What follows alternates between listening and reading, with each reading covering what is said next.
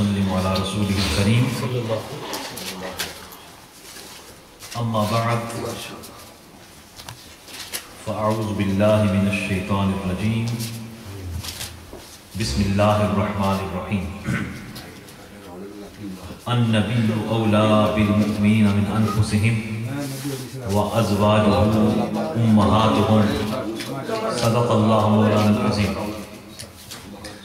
ان اللہ وملائکتہ یصلون علی النبی یا ایھا الذین آمنوا صلوا علیہ وسلموا تسلیما اللہم صل علی سیدنا مولانا محمد وعلی آل سیدنا ومولانا محمد وبارک وسلم علیہ الصلاۃ والسلام علیک یا سیدی یا رسول اللہ وعلی آلک واصحابک یا حبیب اللہ الصلاۃ والسلام علیک یا شفیع المذنبین وسلم علیک وعلی آلک واصحابک وازواجک وذریاتک وآہل بیتک یا راحت العاشقین۔ انتہائی قابل احترام معززین محفل، عمائدین بزم، ثناخوان حضرات، عاشقان رسول، سننے والے اور اس پروگرام کو دیکھنے والے تمام احباب، خواتین و حضرات، یہ بہت بڑی سعادت کی بات ہے، بڑی خوش نصیبی ہے اور بلند بختی ہے کہ ہم حضور سرور کون مقام آقا دو جہاں، نبی راحت، نبی کونین صلی اللہ علیہ وسلم کے میلاد پاک کی بابرکت، پرفیض، بازوق اور صوفیانہ رنگ سے مزین اس بزم میں شریک ہوئے اور اکتساب فیض کر رہے ہیں۔ ہم سب شرکاء سعادت مند ہیں اور مبارکباد کے مستحق ہیں، اور بالخصوص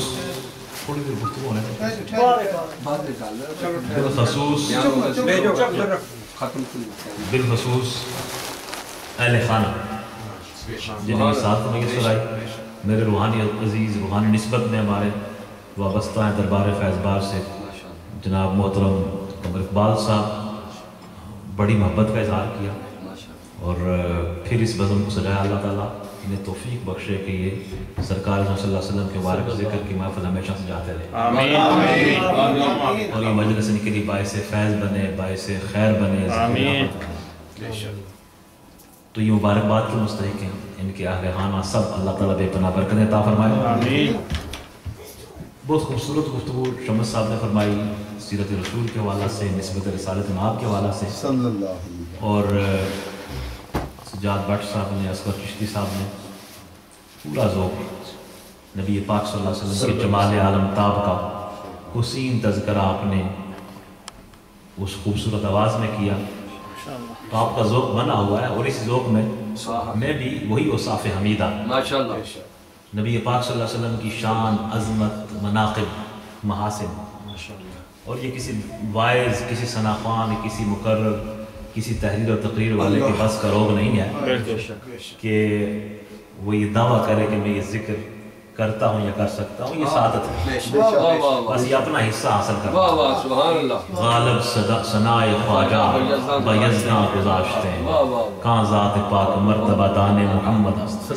غالب ہم حضور کی شان کو، حضور کو بنانے والے اللہ پر چھوڑتے ہیں، اس لیے کہ وہ خالق محمد جو ہے وہی محمد صلی اللہ علیہ وسلم کی مدح سرائی کرتا ہے، اور ہاں اس پاک ذات نے اس مدح سرائی کی اپنے کلام میں حق ادا کر دیا، اور پورا اپنا کلام مجید کو نبی پاک صلی اللہ علیہ وسلم کی شان و عظمت کا گلدستہ بنا دیا۔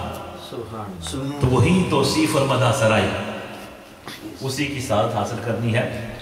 میں نے سورہ الاحزاب کی آیت کریمہ تلاوت کرنے کا شرف حاصل کیا، اس کا حصہ جس میں یہ ذوق و شوق جو آپ نے بنایا، جس کا تذکرہ جناب شمس صاحب نے کیا، نعتوان حضرات کر رہے تھے، اور میں سمجھتا ہوں کہ ایمان کی جو ڈیفینیشن ہمیں اہل علم سے ملتی ہے وہ یہی ہے کہ جس کی نسبت حضور سے ہے، جس کی محبت سرکار سے ہے، اور جسے سرکار صلی اللہ علیہ وسلم کا عشق میسر آ گیا، وہ ربط اور تعلق اور سنگت میسر آ گئی، اور غلامی رسول صلی اللہ علیہ وسلم کا رنگ جس پہ چڑھ گیا، اسی کے پاس ایمان ہے۔ سبحان اللہ، سبحان اللہ، اسی کے پاس ایمان ہے۔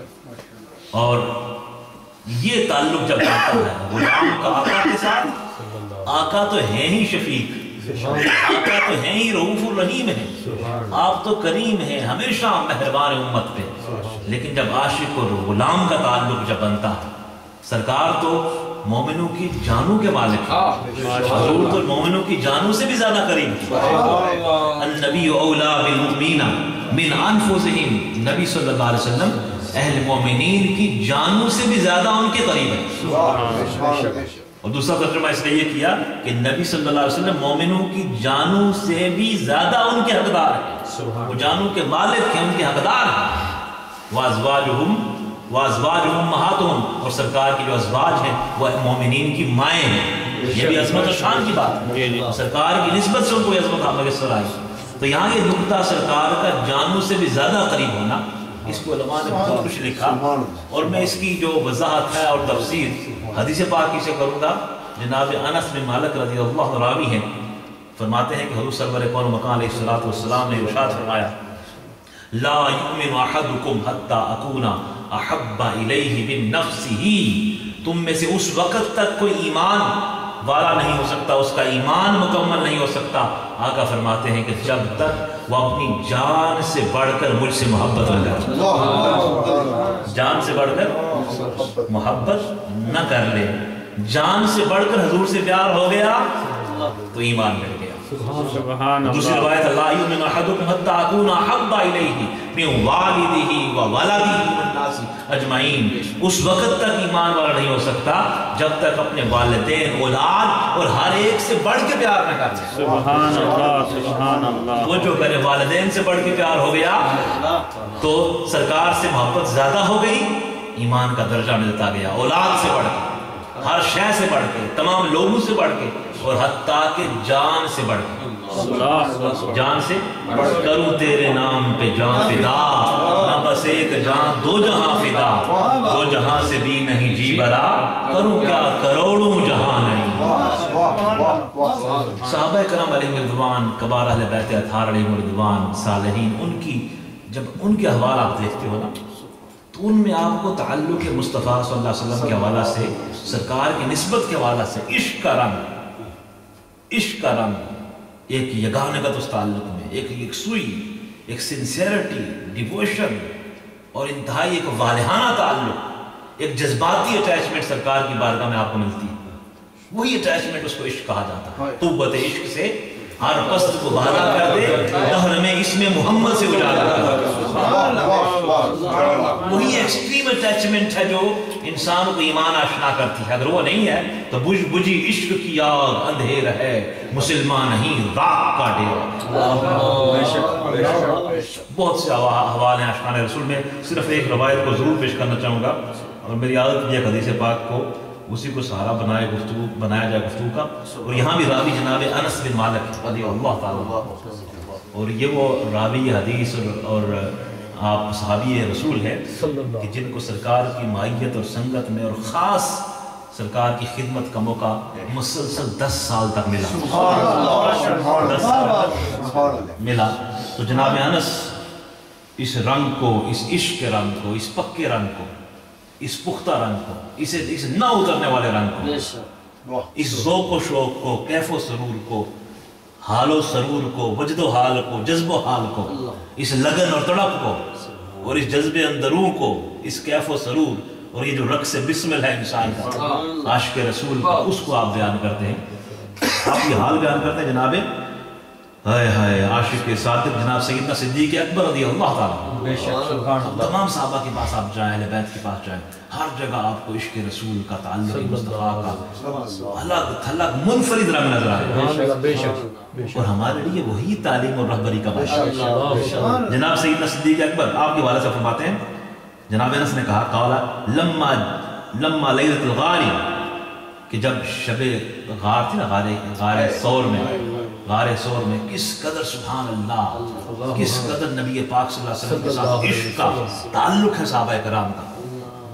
وہ شب ہجرت آپ دیکھیں، اور یہ پہلو بھی سامنے رکھیں کہ کریم، رؤوف الرحیم اور شفیق آقا نے امت کے لیے کیا کچھ کیا، کیا خطرات بول لیے.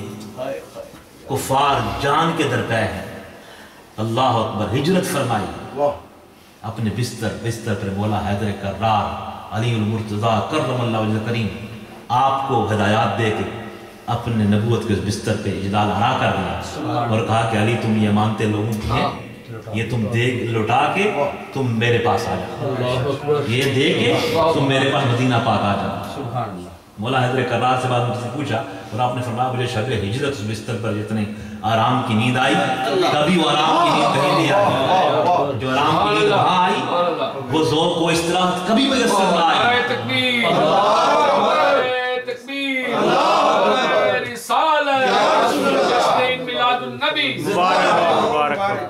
वो आराम की नींद मुझे उस अंदाज में नहीं आई। उसकी वजह क्या थी? देखें ये ताल्लुक देखें, मैं ये इश्क का पहलू सामने लाना चाहता हूँ। आप फरमाते हैं उसकी वजह ये थी कि मुझे हुजूर ने कहा था मुझे कोई खतरा नहीं था। जब मुहासरा है, सारा कुछ है, जो कुफर की फोर्सेस, सारी इविल फोर्सेस वहां मौजूद हैं, मुहासरा किए हुए हैं। सरकार का मौजूदा आपने फूंक मारी उस कंकर्स पे, वो कंकरियां फेंकी, आप निकल गए। वो भी अल्लाह ने ऐसा उसको महफूज कर दिया, उस मंजर को। हुमा रमैता इज़ रमैता वलाकिन अल्लाह रमा। हबीब को कंकरियां जो आपने फेंकी थी ना, वो आपने नहीं फेंकी थी। हुमा रमैता इज़ रमैता, आपने नहीं फेंकी थी। हुमा रमैता, हुमा मा नाफिया है, ये अरबी ग्रामर के हिसाब से। हुमा रमैता, आपने नहीं फेंकी थी। इज़्रम नहीं था, जब आपने फेंकी थी। माशाअल्लाह, कुरान है ना। सुभान अल्लाह। लोग कहते हैं पता नहीं क्या मुबालगा करते हैं, तो इतना मुकाम ले जाते हो। भाई हम मुकाम तो बयान हो सकता ही नहीं है। हकीकत मुस्तफ़ा सल्लल्लाहु अलैहि वसल्लम हम वो बात कैसे कर सकते हैं? अल्लाह खुद कितना कुर्ब बयान करता है। हमारा नहीं था, आपने नहीं फेंकी महबूब। इज़्रम नहीं था, जब आपने फेंकी। आपने नहीं फेंकी, इज़्रम नहीं था, जब आपने फेंकी। वो वलाकिन अल्लाह रमा, वो कंकरियां अल्लाह ने फेंकी थी। आपका तो दस्तर उसमें ताकत अल्लाह की कार फरमा थी। सरकार तशरीफ ले जाते हैं, मौला हैदर कर्रार आराम फरमाते, कहते कभी ऐसी नींद नहीं आई, आराम से सो जा। जनाब अली वजह क्या थी? कहा यकीन इस बात का, यकीन इस बात का। हुजूर ने कहा था कि तुम ये मानते लौटा के वापस आ जाओ, मेरे पास आ जाना। हुजूर ने मुझे, जब हुजूर ने मेरी जान की हिफाजत का मुझे सनद दे दी, सारी अमानतें लौटा के वापस आ जाना, तो अब कोई मौत नहीं आ सकती है, अब दुश्मन का कोई खतरा नहीं है, आदू का कोई खतरा नहीं है। मौला हैदर कर्रार आराम करते हैं और जनाब सैयदना सिद्दीक़ अकबर अपने आका मौला सल्लल्लाहु अलैहि वसल्लम को लेके गारे सौर में जाते हैं। आज हम वहाँ हाजिर होते हैं, अल्हम्दुलिल्लाह। देखें आज इतनी वो सोबत है, परेशानी है कि इंसान वहीं मान नहीं जा सकता।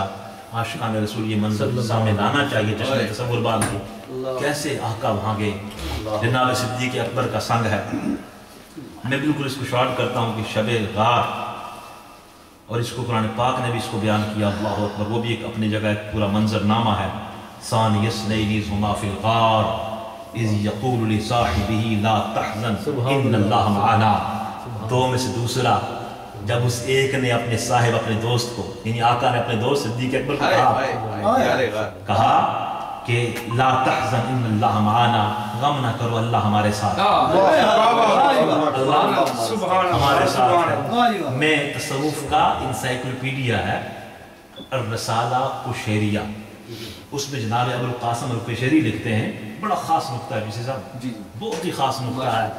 इमाम अबुल कासिम अल-कुशैरी लिखते हैं कि जब ये नदीम साहब बिल्कुल पल्ले बांध दीजिए बात को, आप चूंकि तसव्वुफ में मुंसलिक है ना, इसलिए ज़्यादा आपसे मुखातिब हूँ मैं, जो निस्बत वाले हैं, इसलिए सामने आ गए निस्बत वाले से। जी मैं गुजारिश ये करूँ कि ला तहज़न इन्नल्लाह मअना, और ये रवायत जो पेश करने जा रहा हूँ इसमें मायत की बात है। किसकी मायत की, संगत की, सोहबत की, साथ की, निस्बत की, ताल्लुक की बात। और तसव्वुफ की जान यही है। इमाम अबुल कासिम कुशैरी फरमाते हैं, इस आयत पाक को लिख के कोल नकल करते हैं, फरमाते हैं कि जब सिद्दीक़ अकबर रज़ी अल्लाह ताला अन्हु की सोहबत और संगत हजूर से जब बहाल हो गई, तो आका ने गारे सोर में सिद्दीक़ अकबर को अल्लाह की मायत की बशारत दे दी, अल्लाह की मायत की बशारत दे दी। इन्नल्लाह मअना, घबराना नहीं है, امام القاسم کہتے ہیں یہ اس بشارت کے پیچھے حضور سے صدیق اکبر کے پختہ تعلق کی طاقت ہے. تعلق پختہ تھا، اس مضبوط تعلق کی بنا پہ آقا نے اپنے غلام کو صدیق اکبر کو اللہ کی معیت اور قرب کی بشارت دی. اللہ کے قرب کی، یہ روحانی بات ہے، اس کو سمجھنے والی ضرورت ہے. تو جناب صدیق اکبر قال ابو بکر، غار ثور میں گئے، حضرت ابو بکر باہر کھڑے ہیں، ابھی غار کے اندر نہیں گئے. عرض کیا یا رسول اللہ دعنی ادخل قبلک فإن كان حية أو شيء كانت لي قبلك قال ادخل فدخل ابو بکر. جناب ابو بکر صدیق نے عرض کیا یا رسول اللہ مجھے پہلے اجازت دیجیے کہ میں غار کے اندر جاؤں. مجھے اجازت دیجیے، حضور مومنوں کے جانوں کے مالک ہیں، اور حضور سے محبت جان سے آقا پیارے ہو جائیں تو ایمان کا بلند مقام ملتا ہے. آپ دیکھ لیں کتنی بڑی قربانی ہے، سیکریفائز ہے کہ مجھے جانے دیجئے، میں آپ سے پہلے اندر داخل ہو جاؤں. فَإِن كَانَ حَيَّةً أَوْ شَيْءٍ، اگر اس میں کوئی سانپ وغیرہ ہوا، کوئی اور چیز نقصان دینے والی چیز ہوئی تو کیا ہوگا؟ كَانَتْ لِي قَبْلَكَ، تاکہ وہ پہلے مجھے نقصان پہنچائے. سبحان اللہ.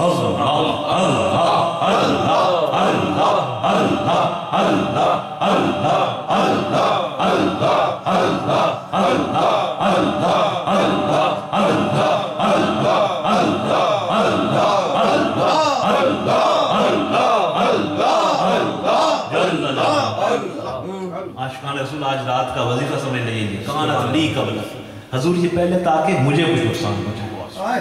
اگر کوئی نقصان ہے، کانت لی قبلک، آپ سے پہلے حضور میں ہوں، آپ سے پہلے میں ہوں، آپ سے پہلے میں ہوں، آپ تک کوئی نقصان دینے والا شے آئے اس سے پہلے میں ہوں. اللہ اکبر. کانت لی قبلک، آقا نے فرمایا اپنے عاشق کو قال، حضور نے فرمایا ادخل، آپ داخل ہو جائیے، اجازت دے دی.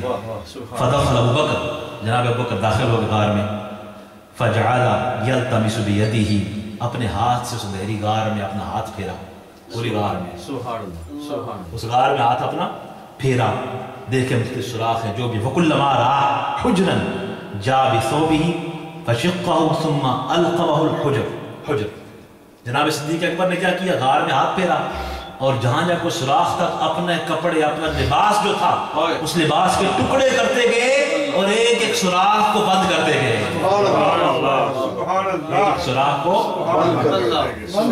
عاشقان رسول اس روایت کو پڑھ کے بیان کرنا بڑا آسان ہے، لیکن اس کے تصور میں ڈوب کر جا کر عشق رسول کی لو حاصل کرنا بڑا مشکل کام ہے. اور اس نے یہ نور حاصل کر لیا، اسی کا کام بن گیا. اپنا لباس پھاڑ کے القم الحجر، ایک ایک سوراخ بند کرتے ہیں. تو کیا ہوا؟ حتی فعل ذلک بثوبہ اجمع.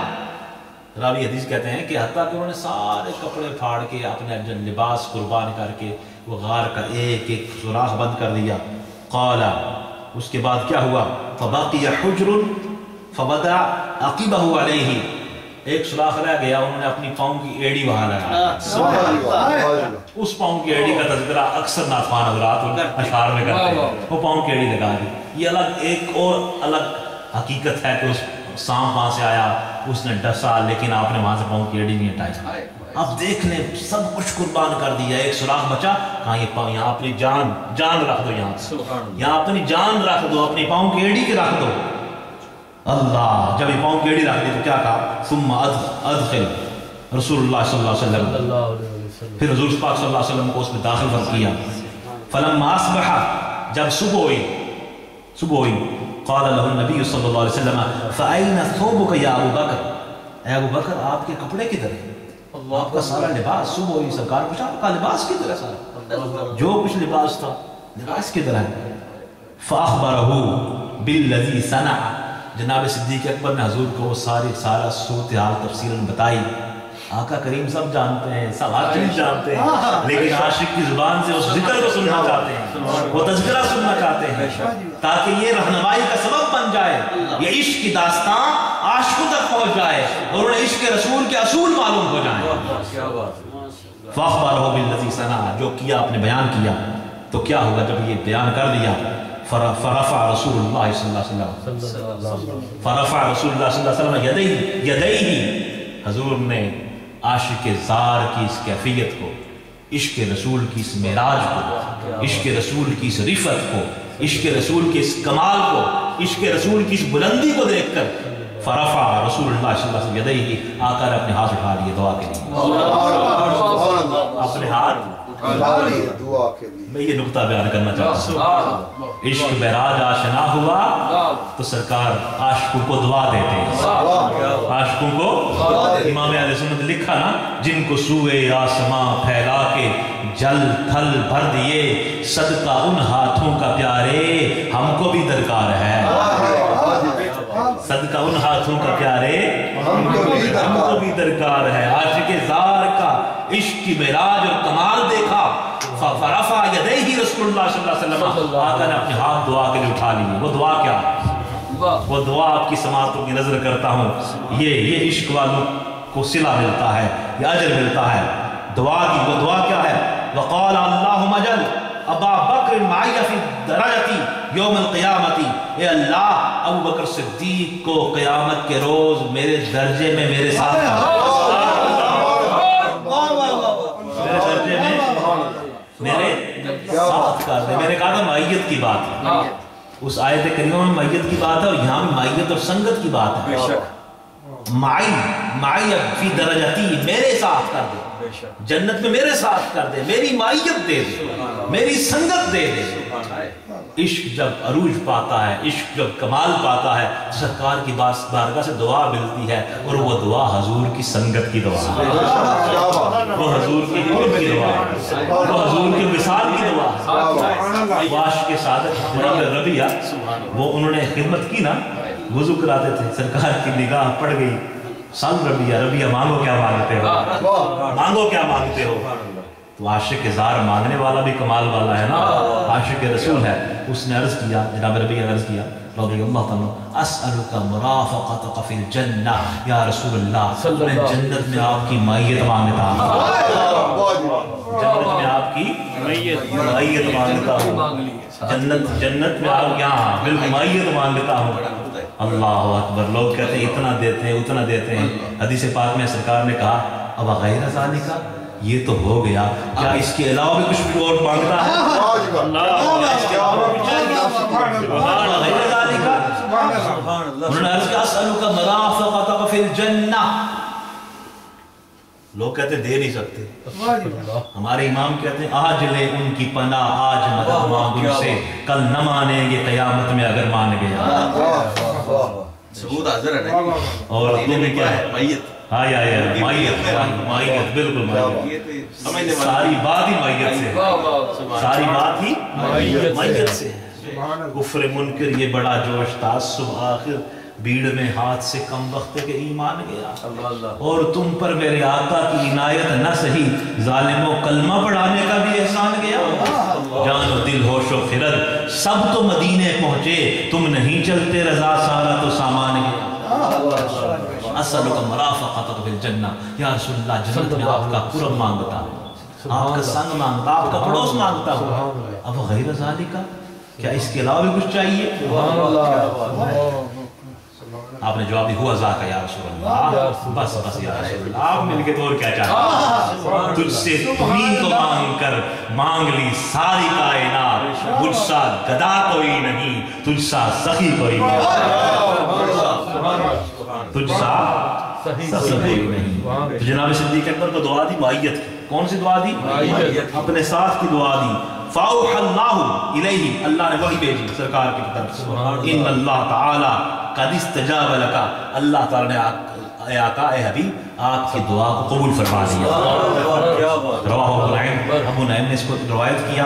میں اس روایت سے وہ مدح سرائی جو نعت خوان حضرات نے کی اس میں شیئر کرنا چاہ رہا تھا، وہ مدح سرائی کرنی تھی، اور میں سمجھتا ہوں کہ اس روایت کے ذریعہ سے اور حدیث پاک جو ہم نے پیش کی ہے اس کے ذریعہ سے ہم بہت کچھ سیکھ سکتے ہیں، اور اس طرح کے جو روحانی سیشن ہے اور میلاد پاک کی محافل یہ ہمیں سیکھنے سکھانے کا ایک موقع، ایک ایسی ایک روحانی اور بہترین اپرچونٹی ہے جس میں ہم سیکھنے کی کوشش کریں اور سکھانے کی کوشش کریں۔ اللہ تعالیٰ اس مجلس کو باعث فیض کرے، باعث برکت کرے۔ تمام شرکاء حاضرین و غائبین کے لیے دعا کرتے ہیں، اور ہر ایک کو یہ محفل دیکھیں، میلاد پاک کا موسم ہے، ہر جگہ سج رہی ہیں، ہمیں توفیق بخشے۔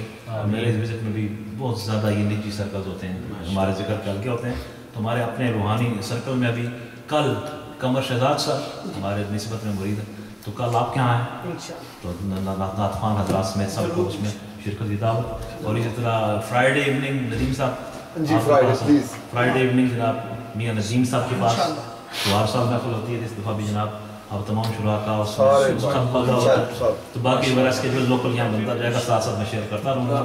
تو آپ سارے حضرات ہمیشہ ہماری یہی بلا تکلف روحانی محفل الحمدللہ جاری و ساری ہیں، اللہ توفیق بخشے، باعث فیض کریں اور صلاۃ و سلام پھر سب کے دعا کرتے ہیں۔